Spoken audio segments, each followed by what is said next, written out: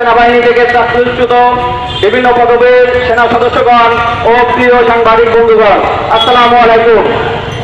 আমি সকলকে চাকরিচ্যুত সেনা সদস্যদের প্ল্যাটফর্ম সহযোদ্ধায়ের পক্ষ থেকে আন্তরিক শুভেচ্ছা ও অভিনন্দন জানাচ্ছি।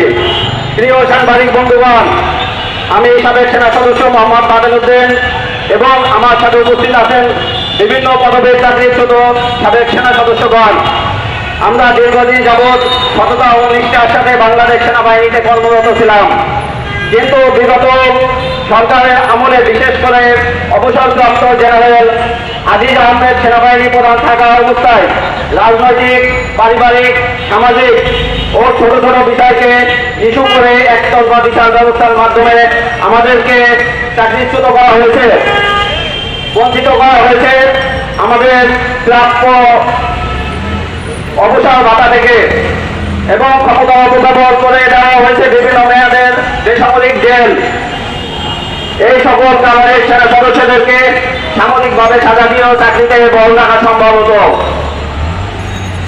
বর্তমানে আমরা চাকরিচ্যুত সেনা সদস্য পারিবারিক, সামাজিক ভাবে খুবই হেয় প্রতিপন্ন হচ্ছে, আর্থিক এবং মানবতার জীবনযাপন করছে। আমরা মনে করছি আমাদের সাথে যেটা করা হয়েছে এটা মানবাধিকার লঙ্ঘনের সামিল। আমরা বিগত সরকারের আমলে জুলুম ও বৈষম্যের শিকার হয়েছে।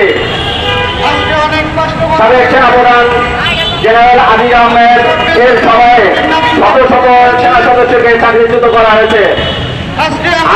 আমরা মনে করছি বিগত 10 থেকে 15 বছরের মধ্যে এই পরিমাণে সেনা সদস্যকে চাকরিচ্যুত করা হয় নাই।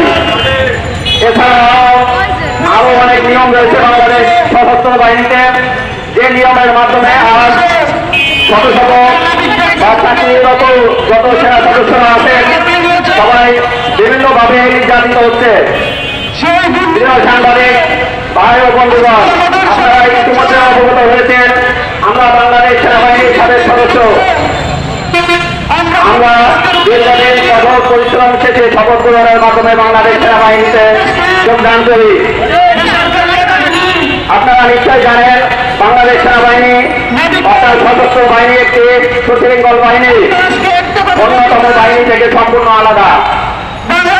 বাংলাদেশ সেনাবাহিনীর ট্রেন অফ কমান্ড ফলো করে আমরা দীর্ঘদিন যাবৎ সেনাবাহিনীতে কর্মরত ছিলাম। বাংলাদেশ সেনাবাহিনীর ট্রেন অফ কমান্ডের ধারাবাহিকতায় আমরা আমাদের সকল কার্যক্রম পরিচালনা করে আসছি। এরই ধারাবাহিকতায় আমরা সর্বপ্রথমে চাকরিচ্যুত সেনা সদস্যগণ ব্যক্তিগতভাবে নিজ নিজ উদ্যোগে চাকরি পেয়ে পাওয়ার বিভিন্ন চেষ্টা করেছি, কিন্তু তাতে কোনো সুফল পাইনি। তারপর আমরা দ্বিতীয় ধাপে পদার্পণ করলাম।